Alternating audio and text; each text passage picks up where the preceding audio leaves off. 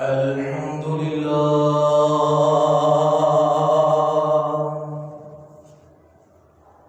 الحمد لله رب العالمين والصلاة والسلام على سيد الأنبياء والمرسلين أما بعد فأعوذ بالله من الشيطان الرجيم بسم الله الرحمن الرحيم قال الله تبارك وتعالى في القرآن المجيد والفرقان الحميد يا أيها الذين آمنوا لا تتخذوا اليهود والنصارى أولياء بعضهم أولياء بعض صدق الله العظيم وصدق رسوله النبي الكريم ونحن على ذلك من الشاهدين والشاكرين والحمد لله رب العالمين.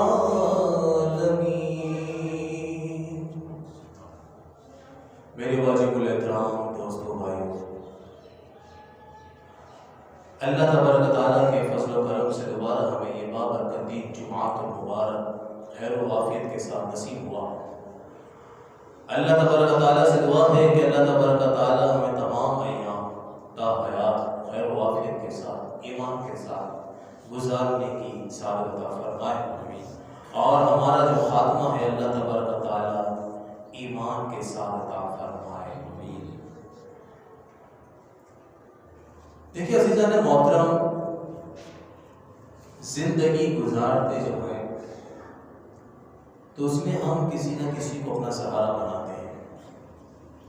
اب دیکھیں، چاہے کوئی اللہ کا ولی ہو یا صرف مسلمان ہی ہے جس کا کوئی مقام و مرتبہ نہیں ہے، پھر بھی کیا وہ اپنا سہارا تلاش کرتا ہے، کوئی نہ کوئی ساتھی رکھتا ہے کہ وہ اس کو مشورہ دیتا ہے، کوئی بھی کام وہ کرتا ہے اسے مشورہ کرتا ہے. سارے معاملات ہیں، ماں باپ ہیں مشورے دینے والے، مگر پھر بھی وہ اپنا کوئی نہ کوئی ساتھی جسے پسند کرتا ہے، اس کے ہنر سے وہ یعنی اس کے ہنر کو لائک کرتا ہے، یا پھر اس کی گفتگو کا انداز اسے پسند ہے، یا وہ سامنے والا اچھی اور صحیح چیز کی تمیز رکھتا ہے، تو سارے معاملات کو وہ دیکھ کر اپنا ساتھی بناتا ہے. یہ ہے کہ نہیں ہے؟ مگر پھر بھی وہ کہیں نہ کہیں ایسی کوتاہی کر جاتا ہے جو اس کے ایمان کے لیے خطرہ ہوتا ہے یا پھر اس کی جان کے لیے خطرہ ہوتا ہے، اور ساتھ ہی وہ دونوں چیزوں کا اس کو خطرہ ہوتا ہے. یہ تمہید بنانے کی وجہ یہ ہے کہ جو میرا آج کا موضوع ہے وہ یہ ہے کہ دوست کسے بنایا جائے. ساتھی، دوست، ہر کسی کا کوئی نہ کوئی دوست ہے. میرا کوئی دوست ہے، آپ کا کوئی دوست ہے، بچپن سے چلا آ رہا ہے یا جوانی میں ہی دوست بنا ہے. ہمارے جو بزرگ حضرات ہیں ان کے ضعیف عمر میں ہی کوئی دوست بن جاتا ہے، مگر کیا ہوتا ہے کہ وہ جب ساتھ ہوتا ہے، اٹھنا بیٹھنا ہوتا ہے یا پڑوسی ہوتا ہے، کچھ بھی ہوتا ہے، تو ہم فوراً اسے اپنا دوست بنا لیتے ہیں. اللہ تبارک و تعالیٰ سورہ مائدہ کی آیت نمبر 51 کے جزء میں فرماتا ہے، اے ایمان والو، یہود و نصارہ کو دوست نہ بناؤ، وہ آپس میں ایک دوسرے کے دوست ہیں. یہود و نصارہ مذہب کا بیان ہوا، یہودی مذہب والے کو نصارہ مذہب یعنی عیسائی مذہب والے کو دوست نہ بناؤ. اب یہ آیت مبارکہ پیش کرنے کی وجہ کیا؟ یہاں پر میں مذہب کی بات کرنے پر آیا ہوں. اگر برابر والا پڑوسی ہندو مذہب کا ہے یا عیسائی مذہب کا ہے یا سکھ مذہب کا ہے یا قادیانی مذہب کا ہے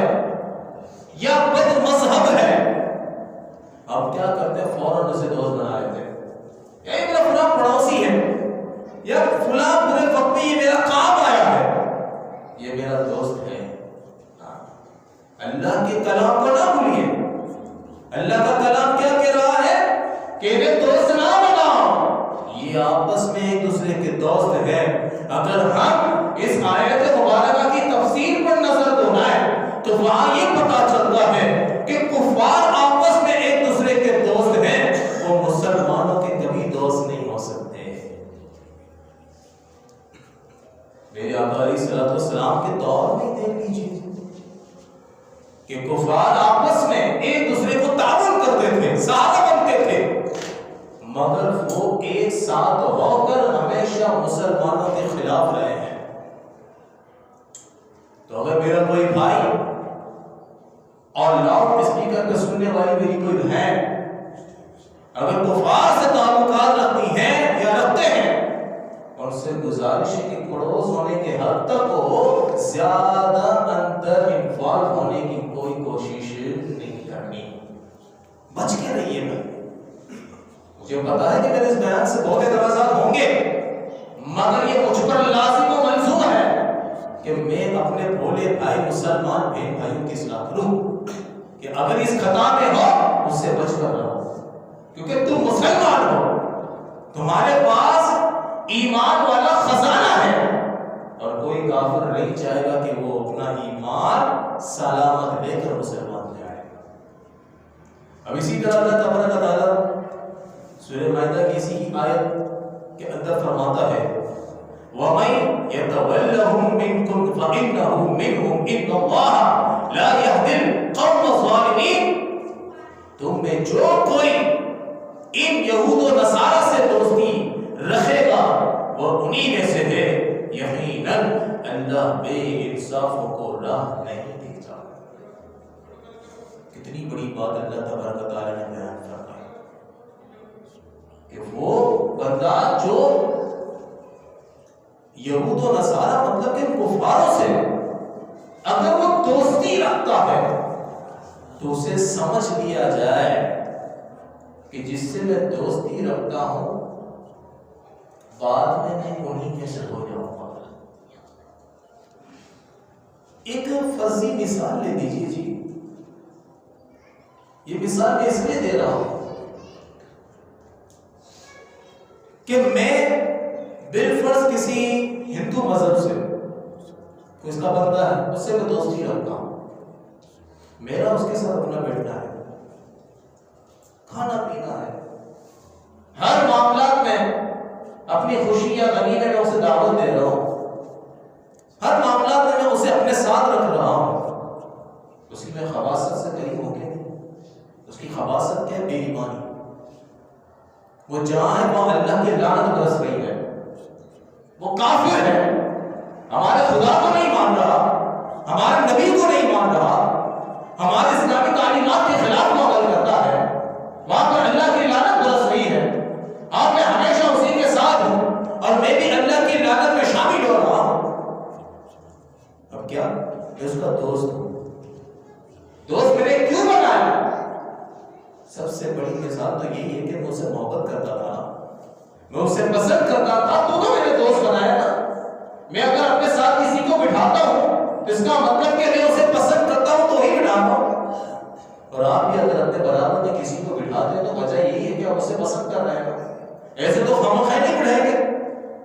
تو یہاں یہ کہا جا رہا ہے کہ اگر میں اس کو اپنے ساتھ رکھ رہا ہوں جب وہ کبھی بھی اسلام کے خلاف کوئی عمل کرے گا میرے اندر وہ طاقت نہیں ہوگی کہ میں اس کی اصلاح کر سکوں. آج معاشرے میں کیا ہو رہا ہے؟ اشارتاً اگر میں سیاست کی طرف بات لے جاؤں، فرانس نے میرے آقا علیہ الصلوۃ والسلام کی شان میں گستاخی کروائی، پاکستان کی طرف سے، پاکستان کے حکمران کی طرف سے کبھی اس کے خلاف کوئی اپیل ہوئی؟ ابھی تک سفیر باہر نکلا نا، کچھ بھی پاکستان کی طرف سے کال نہیں گئی نا. وجہ کیا تھی کہ ہم نے اس کو دوست بنا دیا، ہم اس کے ساتھی بن گئے. بے شمار گستاخیاں ہو رہی ہیں، ہماری طرف سے کوئی کال نہیں جا رہی. تو یہ معاملہ ہے. اور پھر جب وہ دوست بنا ہوا ہے، اس کی محبت میرے دل میں ہے، چلو میں تو مر جاؤں گا، میں تو اپنا ایمان سلامت لے کر جاؤں گا، میرے پیچھے میری جو اولاد ہے، میں اس بندے کی دوستی میں رہا، میں نے اپنی اولاد کی تربیت نہیں کی، میری اولاد بھی تو اس سے جڑ جائے گی نا کہ میرا باپ اس کا دوست تھا، یہ اچھا بندہ تھا۔ ایسے کتنے گھرانے آپ کو دیکھنے کے لیے ملیں گے کہ ماضی میں آبا و اجداد ایمان یافتہ تھے، بعد کی اولاد بے ایمان ہو گئی ہے۔ ایسا ریشیو آپ کو بھارت میں دیکھنے کو ملے گا، کیونکہ وہاں پر مسلمان ہندو کی کوئی تمیز نہیں ہے، دوستی کی کوئی تمیز نہیں ہے، اور کوئی بعید بھی نہیں ہے کہ ہمارے پاکستان کے اندر بھی ایسا معاملہ ہو۔ تو اس لیے کہا جاتا ہے کہ اپنے جو بھی دوست ہیں، جو بھی جسے بھی دوست بناتے ہو، بنانے سے پہلے اس کے ایمان کو دیکھ لو، اس کے معاملات کو دیکھ لو کہ وہ مسلمان بھی ہے کہ نہیں۔ چلو کلمہ پڑھتا ہے لا الہ الا اللہ محمد رسول اللہ، اس کلمے کا بھی سچا ہے کہ نہیں، اس کے دل میں آقا دو جہاں صلی اللہ علیہ وسلم کی سچی محبت ہے کہ نہیں، وہ ایمان کامل ہے کہ نہیں۔ روایتوں میں تو یہ ملتا ہے کہ دوست تو اسے بناؤ، جابر صغیر کی روایت آپ کے سامنے پیش کرتا ہوں، کہا کہ دوست تو اسے بناؤ جسے دیکھ کر اللہ یاد آ جائے، دوست تو اسے بناؤ کہ جب تم اللہ کا ذکر کرو تو تمہارا سہارا بنتا ہے، اور جب تم اللہ کے ذکر سے غافل ہو جاؤ تو وہ دوست تمہیں کہے کہ دوبارہ اللہ کا ذکر کرو۔ ایسوں کو دوست بناؤ، یہی دوست تمہاری قبر میں بھی آ کے تمہارا سہارا بنیں گے، یہی دوست آئیں گے تمہاری قبر کے پاس، یہی آئیں گے تمہاری قبر میں مروا لگانے کے لیے، یہی دوست ہوں گے اپنے گھر میں بیٹھ کر تمہاری بخشش و مغفرت کی دعا کریں گے، یہی دوست ہوں گے میدان محشر میں تمہارے پاس آئیں گے، کہیں گے میرے یار میں تو جنت جا رہا ہوں، میں اپنے ساتھ تجھے بھی جنت لے جاتا ہوں۔ اسی لیے میں کہتا ہوں کہ دوست سوچ سمجھ کے بناؤ۔ بات میں اب مستدرک شریف کی روایت ہے، آقا علیہ الصلوۃ والسلام فرماتے ہیں آدمی اپنے دوست کے دین پر ہوتا ہے۔ جو روایت یعنی جو آیت مبارکہ آپ کے سامنے پیش کی، سمجھے اسی کی تشریح ہے کہ لہٰذا تم میں سے ہر ایک کو چاہیے کہ وہ دیکھیں کہ کس سے دوستی رکھتا ہے۔ میں نے مانا کہ آپ اپنا دین چینج نہیں کرو گے، میں اپنا دین چینج نہیں کروں گا، الحمدللہ ٹناٹن سنی بریلوی رہیں گے بے شک، مگر ایک روایت ہے جو مشابہت والی روایت کہ بندہ اگر کسی کے مشابہ ہوتا ہے، کسی کے عمل کو اختیار کرتا ہے، وہ میدان محشر اسی کے ساتھ اٹھایا جائے گا۔ اگر کوئی بندہ اگر کسی کافر سے دوستی رکھتا ہے، اس کی نحوست ایسی ہوگی، خوف ہے کہ جب ملک الموت علیہ السلام اس کے پاس آئیں گے اس وقت کہیں یہ بندہ بے ایمان نہ ہو جائے، کہیں اس کا ایمان سب نہ ہو جائے۔ اور یاد رکھیں جس بندے کے ساتھ بندہ اٹھتا بیٹھتا ہے وہ اس کی صحبت کو ضرور اختیار کرتا ہے۔ اگر بندہ کسی دینی ماحول میں ہوتا ہے تو اس کے چہرے پہ داڑھی آ جاتی ہے، اس کا پورا حلیہ تبدیل ہو جاتا ہے، بے نمازی تھا تو نماز کے قریب آ جاتا ہے۔ اور ایسے لوگ بھی دیکھیں کہ داڑھی والے بے شرموں کے ساتھ بیٹھ جاتے ہیں، بعد میں اس کی داڑھی ہو جاتی ہے۔ ایسے بھی لوگ دیکھیں، سب خدا کے میں نے دیکھا کہ صحبت بندے کو تبدیل کر دیتی ہے۔ ہمارا سنی بندہ بد مذہبوں سے تعلق رکھتا ہے، اسی سنی کو دیکھا ہے کہ وہ بد مذہبوں کی فہرست میں آ جاتا ہے۔ جب مزارات میں جا رہا تھا وہاں پر لنگر و فاتحہ کرتا تھا، آج وہی ان چیزوں کو شرک و بدعت کہنے والا بن گیا ہے۔ کیوں بار بار کہتا ہوں کہ دوست بناؤ، سوچ سمجھ کے بناؤ۔ تم اپنے ایمان پر اتنے قابل نہیں ہو کہ تم سمجھ رہے ہو کہ میں اپنے ایمان کو سنبھال لوں گا۔ نہ اللہ تبارک و تعالیٰ نے ہمارے اندر ایک فطرت رکھی ہے کہ وقت پر ہم اپنے آپ کو تبدیل کر دیتے ہیں، اس چیز کو ہمارے کنٹرول میں نہیں رکھا ہے۔ اور ہم اتنے بھی نیک نہیں ہیں کہ ہم اپنے آپ کو بچا لیں گے۔ ارے بزرگوں کی سیرت کا مطالعہ تو کرو، آپ کو پتا چل جائے گا کہ بندہ صوم و صلات کا پابند ہوتا ہے تو پھر وہ دوست بھی ویسا ہی تلاش کرتے ہیں۔ اگر آپ نمازی ہو تو دوست نمازی بناؤ نا، اور بے شک آپ تو کلمہ گو ہو، مسلمان ہو، تو پھر کفاروں کو تلاش کرنے کی کیا ضرورت ہے؟ مسلمانوں کو دوست بناؤ۔ اور یاد رکھو، اچھی صحبت تلاش کرو، اللہ تبارک و تعالیٰ آپ کو دونوں جہاں میں خوب بھلائی عطا فرمائے گا۔ اب اسی طرح اولیاء الاولیاء کے اندر ایک بزرگ حضرت سیدنا مجاہد رحمۃ اللہ تعالیٰ علیہ کا قول لکھا ہے۔ آپ کہتے ہیں کہ جب کوئی شخص مرتا ہے تو اس کے اہل مجلس اس پر پیش کیے جاتے ہیں۔ مثال کہ جب بندہ مر گیا، اس کا جو حساب کتاب ہونے کا ہوتا ہے تو اس کی صحبت دیکھی جاتی ہے کہ اس کی صحبت کیا تھی۔ پھر کیا بتاتے ہیں کہ اگر وہ اہل ذکر سے ہوتا ہے، اہل ذکر مطلب کہ عبادت گزار والوں میں سے ہوتا ہے، ایمان والوں میں سے ہوتا ہے، تو انہی لوگوں کو پیش کیا جاتا ہے۔ اگر ایمان والے آتے ہیں، نیک و صالح لوگ آتے ہیں، ان کی صحبت دیکھنی جاتی ہے، تو اس بندے کا حساب و کتاب انہی میں ہو جاتا ہے۔ اب میں مر گیا، اگر میرا تعلق نیک لوگوں کے ساتھ تھا، ذکر اللہ کرنے والوں کے ساتھ تھا، ثنا خوانی کرنے والوں کے ساتھ تھا، نصیحت کا پیغام عام کرنے والوں کے ساتھ تھا، مسجد والوں کے ساتھ تھا، تو میرا سارا حساب و کتاب اسی میں ہوگا۔ رب کی ذات پر امید ہے، جب انہی کے ساتھ حساب و کتاب ہوگا تو پھر میرا کیا ہوگا؟ میری بخشش و مغفرت ہو جائے گی۔ اور خدا نہ خواستہ کسی بندے کا تعلق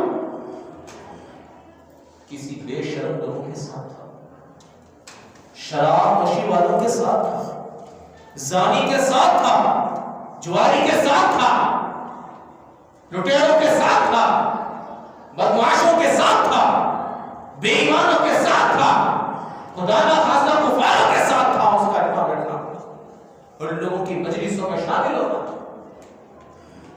جب وہ بندہ مر گیا تو اس کے پاس انہی لوگوں کو پیش کیا جائے گا۔ جتنے گناہ گنوائے وہ تو سب جہنمی ہیں، جہنم میں جانا ہے، پھر اس کا بھی حساب کتاب وہی ہو جائے گا، وہ بھی جہنم میں جائے گا۔ تو اسی لیے کہا جاتا ہے کہ اپنا قبلہ درست کرو۔ میری باتیں یقیناً چپتی ہوگی، جب دیکھو ہمیں ڈانٹتا رہتا ہے، یہ تو بھی ہماری مجبوری ہوگی۔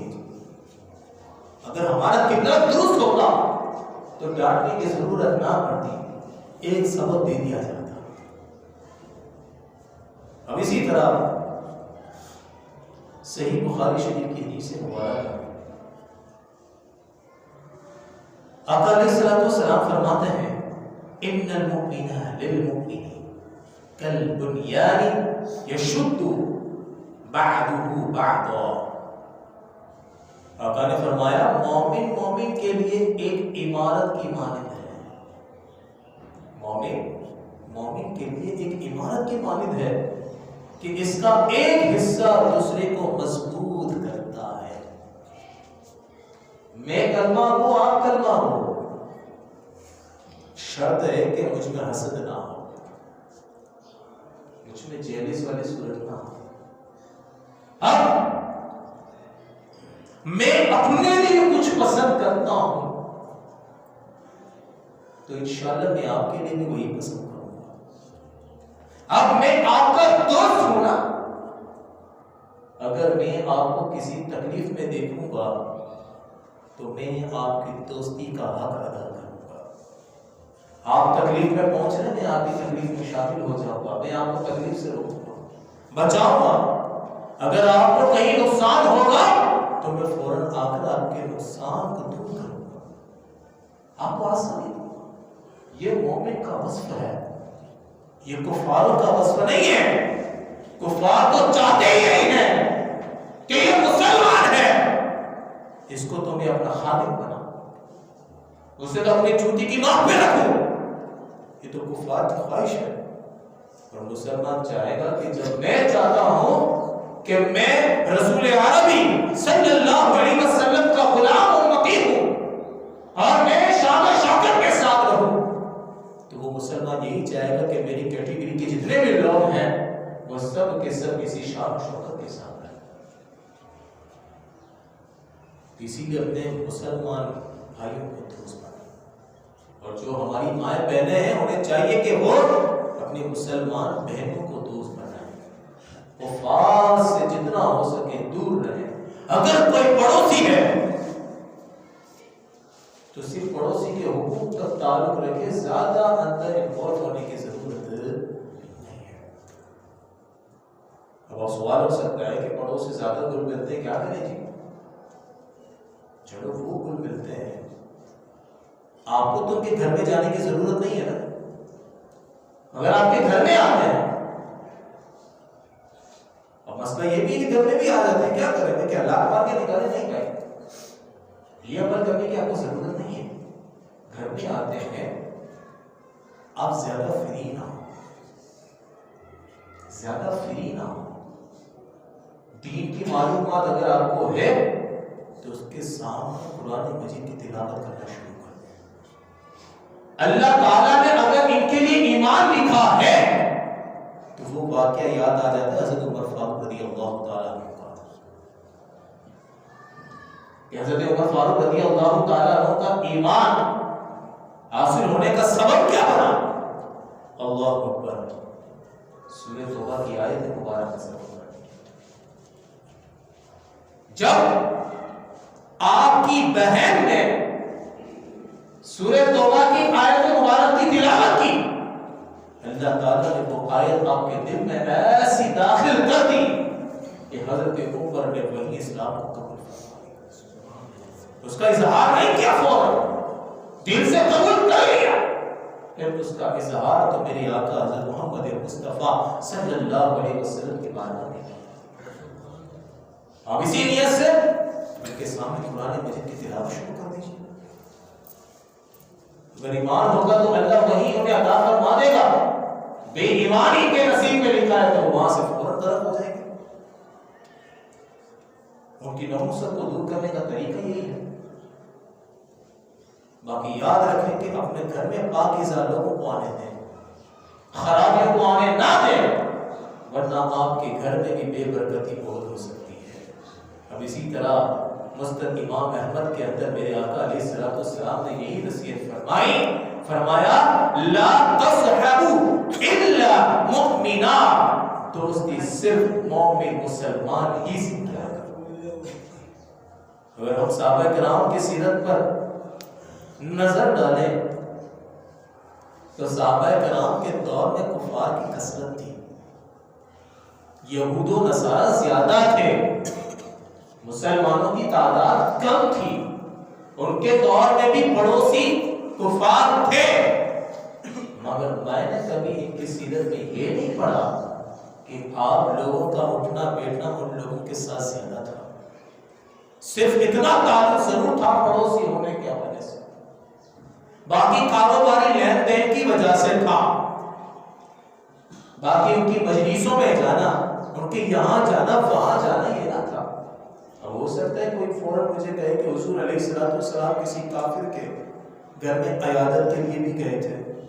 بے شک میں نے بھی پڑھا، مگر وہ حضور علیہ الصلوۃ والسلام تھے، وہ حضور کی حکمت تھی، اسلام پھیلانے والے حضور علیہ الصلوۃ والسلام تھے. حضور کے لیے تو کتنے معاملات جائز تھے، وہ کیا ہم سب کے لیے بھی جائز ہوں گے؟ حضور علیہ الصلوۃ والسلام کو تو یہ بھی اختیار تھا کہ کسی کے لیے 2 نماز کو فرض کرنا، باقی 3 کو نہ کرنا. حضور کے لیے تو بہت سارے اختیارات تھے، وہ آپ کے اور میرے میں نہیں ہے۔ حضور نے جب فرما دیا کہ ان سے تعلق نہ رکھو تو پھر چاہیے کہ مجھے اور آپ کو کہ ہمیں بھی ان سے تعلق نہیں رکھنا۔ اب اسی طرح دیکھیں